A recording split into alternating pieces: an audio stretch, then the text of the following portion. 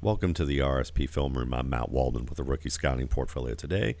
We're going to take a look at Ohio State Buckeye wide receiver KJ Hill. I was going to do a boiler room short on him, but after watching this game, there were enough elements here that I felt like we could talk about some overall themes with this player.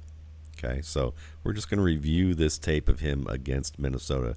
You can see oftentimes, here he is, he's often in the slot. That's generally where he plays at Ohio State, but I think he can be an outside player as well. You can see him slot left, and he's blocking on this play, on this little pitch out to the running back here, this little option kind of pitch to this, actually to this kind of this wing back type of player here. But watch how the receiver works inside, gets square, nice job there, very quick off the line with this, and anticipates the defender sliding inside, gets his hands on into the inside shoulder. Doesn't seem like much of a block, but just the effort, the quickness, the sharpness to be able to get into position and force that defender inside and then be able to push him down away from the defender and the pass point, or this pitch point here, is very helpful. So, you know, again, it's nice to be able to see good effort, even just in the beginning of a game as a blocker. You don't always see that from receivers, and just that quickness there is nice. Same thing down here below. Just watch the effort and the sharpness of the speed break. And I want you to pay attention to the sharpness of the speed break right here. That one plant and then quick turn here, and how he flattens it out reasonably well down the line. This is important to note because there's going to be a play later where we don't see this. And I'm going to attribute it to an issue of maturity, because you can see that on this play at the right hash, plant, turn, get his head turned down the line. So we know that he can make that type of play. Keep that in mind for a little later. Now here's a little bit of a fade route from the slot again.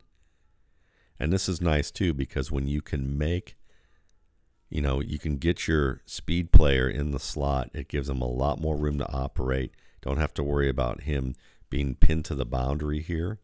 He just makes that dip outside, reduces the shoulder, you know, makes a nice catch on a ball that's a little bit underthrown here. So we'll watch it from another angle in a minute. Here it is. Little reduction there, a little bit of a chop or wipe. Nice turn back to track the ball. Well done over the inside shoulder, and gets another 12 yards on the deal. Tracking the ball is something that I would definitely say is a strength of his, and we're going to get to see that in a minute. You can see him here also as a blocker once again, working against this nickel corner, getting inside and then forcing the defender to work outside of him. Nice job with the hands, but it starts with the footwork and that inside little move there.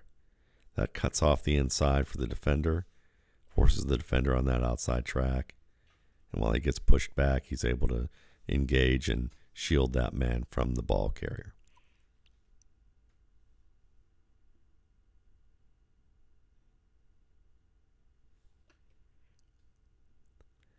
Now this play is interesting with him at the bottom right, slot right. You can see he doesn't get the ball here. He runs kind of an inside out, a little bit of a hitch here, kind of a spot route where he works inside on the stem so that that safety kind of collapses inside a little bit, and then makes that move. Now you don't see it very sharp here. You don't see a great bend of the hips to kind of come to a sudden stop. And he turns and waits and sees that the ball isn't going to be coming here, and he's blocked off by this linebacker. At this point, once he reads that, he makes a split-second decision afterwards to then slide to the open zone and flatten out his route for the quarterback, even though the quarterback decides to scramble here. You'd like to see this be a little bit more seamless. The minute he makes this break and sees this, and sees the ball's not coming, slightly quicker maybe, but it's good recognition of that the zone here is covered and he needs to find that open zone. So I like that he's showing that awareness and that's only going to get better with time. Now this is a fine route here. You can see him on 4th and 3, slot right, work inside, up, then out. Let's watch it one more time here. See that inside release here? Works that inside, gets this defender to slide over because possibly he's running an over route. Or he's going to run a seam route to the outside and up and split the safety and this defender. Defender slides over. Now he's got room in the stem here to get to that outside shoulder. Then make a sudden turn to the outside right here. Head around immediately, catches the ball. Now let's take a look at it from a closer angle. You're going to see all of that come into play. This reminds me a lot of Amari Cooper and Calvin Ridley in terms of how sharp and quick he is with the routes. Pads over knees. You can see him right here. Defender has to slide over to that because in a short route like this on 4th and 3, you have a compressed amount of time to tell your story. You have to be precise with every detail. And you can see it here. The pads down over the knees. Gets that defender to slide. Immediately with that outside foot, sticks it in the ground and plants upfield. And is able to get that outside shoulder. Use the hand there.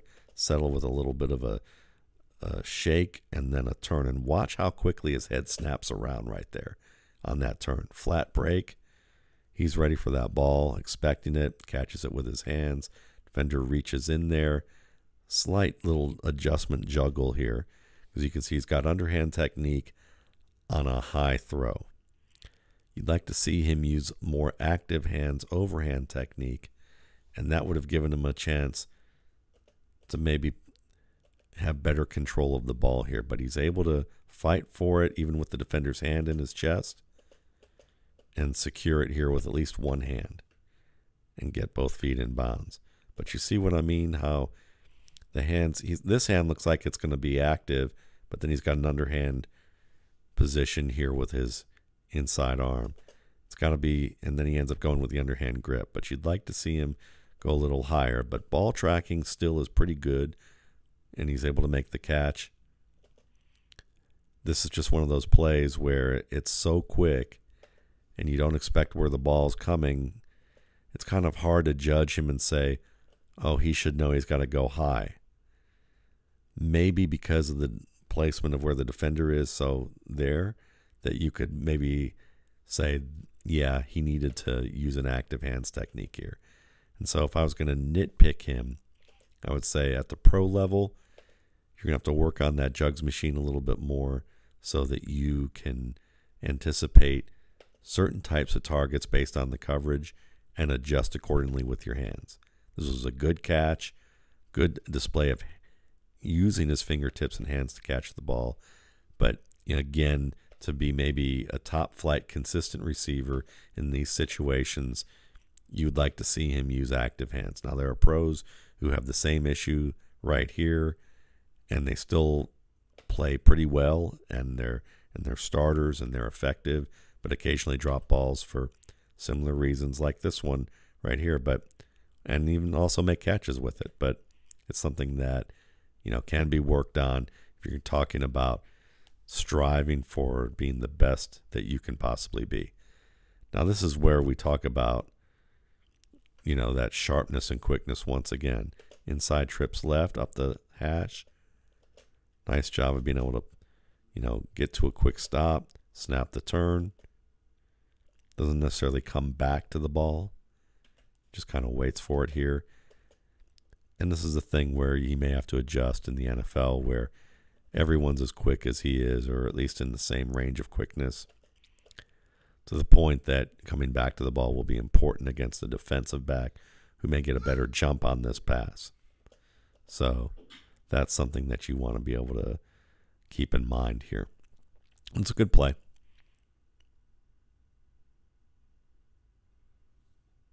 And then you can definitely see the quickness on display with Hill's game outrunning this defender in the flat, dropping back on the crossing route here.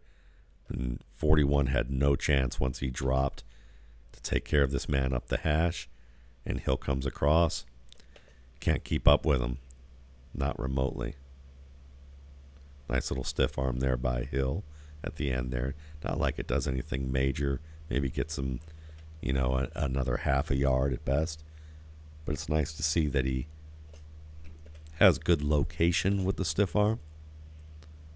And that if he were in the open field in this situation, you would definitely see him be able to get more off of it because of the placement.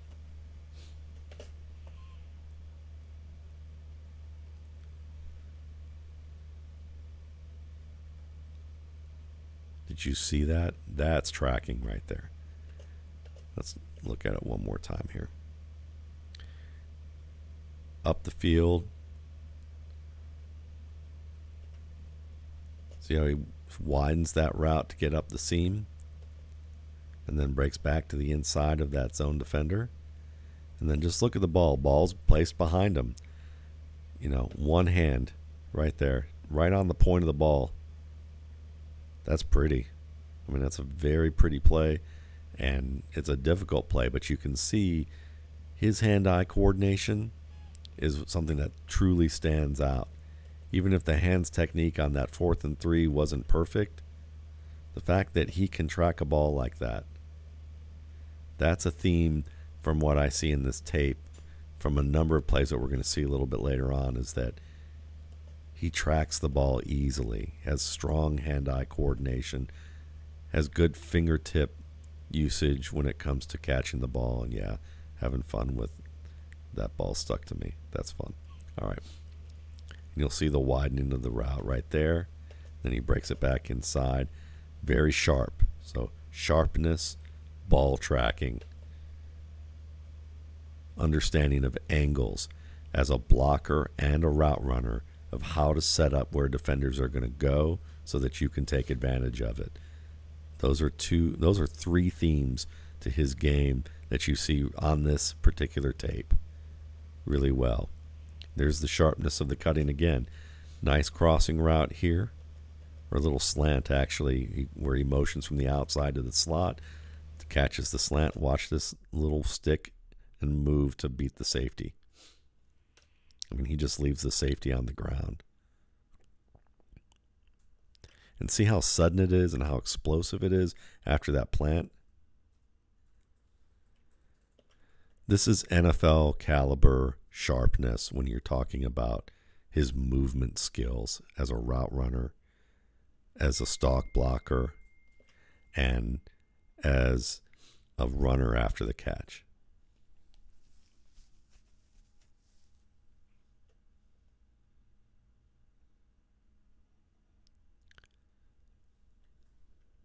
All right, moving on.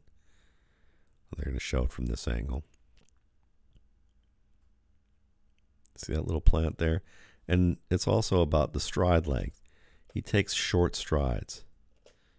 He's not a long striding player, and long striders have difficult time changing direction this suddenly.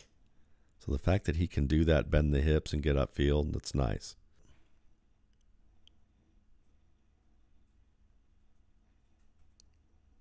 Now this is nice after the catch, and it gives you an idea of what he can do as a crossing route specialist. Here's that cornerback who's peeling off of the outside receiver. Watch this little setup of that spin. It's not the cleanest spin move you're ever going to see, but he can pull through wraps too. So here he is, bottom here, slot right. Runs that mesh concept that they like to run so much at Ohio State. Catches the ball near the back hip. That's a nice adjustment. Again, tracking. We've seen him track the ball to his back shoulder, to his back hip. You've seen him catch it where it's been behind his front shoulder and he's had to turn that front shoulder at an angle and one-hand it. You've seen him catch it over his shoulder, with his back to the defender in the deep game. And a nice little spin and run through the wrap, even at 190-ish, 200 pounds. Good stuff. Now remember that route. Let's see if we can find it. Remember that route earlier in the game where he runs this nice little, flat speed break? Let's see if we can find it here. Here it is. See that little speed break where he's flattening out here? And I said, keep an eye on this route because it shows that he can run a flat break. Well, let's go back to where we were here and fast forward to this play. Here he is, inside trips. And this ball gets defended. Plays this corner here, but see where the corner is? See where the first down marker is? 3rd and 7, and we're in the red zone. This is a maturity issue on this play. It's just a fine point that he needs to get better at. He's trying to get into the end zone. And so when he makes his break, he tries to run this more like a slant and slant inside with the defender across like that. So he breaks in here, but because he takes this angle and he's angling away instead of making a flat break, the defender's able to come from this trail position and knock the ball away. I would contend this route wasn't meant to be that kind of a slant. He kind of gets outside here, the stem. The defender starts to slide over, and see the defender's got his chest facing the sideline. This is a perfect opportunity to break flat right here. Just break down this imaginary line. Break down the line of the two. If you make that flat break, this defender cannot then come from the trail position and knock the ball away. The angle would be too great for him to overcome. But instead of doing that and getting his foot around, he tries to fade into the end zone. What he doesn't think about is that if he makes a flatter break and makes his catch, he's going to have a chance to extend and get to the end zone anyway. And they're ahead. It's the 4th quarter. Get the first down first. Focus on the first down first, then try to get to the end zone. But he's too confident in his ability here, if you ask me, to try and like break and fade in here, and he's getting greedy. A little greedy on that play. So it's just a maturity point. He can flatten his routes. He just has to choose to do so. Otherwise, the defender's going to knock these type away. Just because you're fast, just because you're quick, doesn't mean you're going to win the angles all the time, especially when the defender has ability to make a good angle on a bad route break decision. Make the right route break decision here and break it across.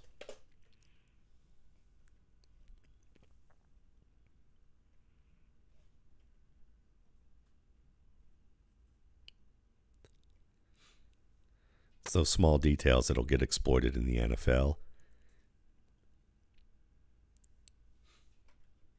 If you're not doing them.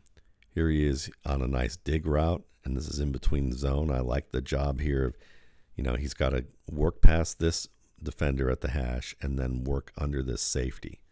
Does a good job of widening it a little bit to the outside of that defender, getting clear of him, and then snapping that break off downhill at the 27, catching the ball with his hands, not a problem. When he takes light contact where he's wrapped quickly or a defender's in his chest with his hand, doesn't seem to have a problem or being distracted by catching the ball at all. Seems to do fine working over the middle. So you got to like that too. I also like this adjustment. Again, he's quick to adjust. Breaks on this route, turns around. Quarterback's not available to throw the ball, breaking out. He doesn't just come back to the ball towards the quarterback. He slides to the outside and then angles his way up. That's what he's supposed to do. And then here's a nice touchdown. Look at the extension. Ball's directly over his head. That's a difficult catch for any receiver to make. So when we talk about ball tracking with him, that's been a constant theme in this tape, is that he can track the ball really well. That's the hallmark of a strong receiver. So in addition to the sharpness of the breaks, to the sharpness of his movements to set up stems, to then set up that break, the ability to track that football, to make people miss. There's a lot to like about KJ Hill's game. And you can see how, at the very least, he'll be a good slot receiver in the NFL in terms of, future development. But I think he's got potential to be an outside guy in the way that Isaac Bruce or Robert Woods has the ability to be an outside guy. Just big enough, very quick, very sharp, good ball tracker, handles, coverage pretty well in terms of tight coverage, and he makes the effort in the blocking game and can run after the catch. Very nice prospect here at Ohio State. Thanks again for watching.